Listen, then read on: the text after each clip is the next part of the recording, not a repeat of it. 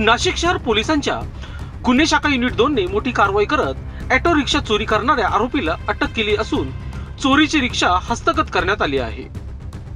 22 जानेवारी 2026 रोजी फिर्यादी यांनी त्यांची ऑटो रिक्षा नंदनवन गार्डन सोसायटी उपनगर येथे पार्क केली होती।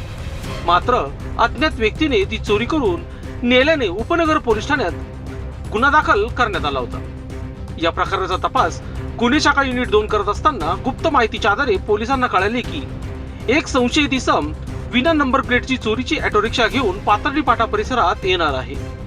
त्यानुसार पोलिसांनी सापळा रचून संशयिताला ताब्यात घेतले। चौकशीत त्यांनी आपले नाव महेंद्र राजेंद्र सूर्यवंशी, वय वर्ष 45, राहणार इंद्रनगर नाशिक असे सांगितले। त्याच्या ताब्यातून सुमारे 1,50,000 रुपये किमतीची ऑटो रिक्षा जप्त करण्यात आली। आरोपीने गुन्ह्याची कबुली दिल्यानंतर उपनगर पोलीस ठाण्यात गुन्हा दाखल करण्यात उघडकीस आला असून पुढील कारवाई सुरू आहे। सदरची कामगिरी नाशिक पोलीस आयुक्त संदीप कर्णिक, पोलीस उपायुक्त किरण कुमार चव्हाण, सहाय्यक पोलीस आयुक्त संदीप मिटके यांच्या मार्गदर्शनाखाली गुन्हे शाखा युनिट 2 चे अधिकारी व कर्मचारी यांनी पार पाडले।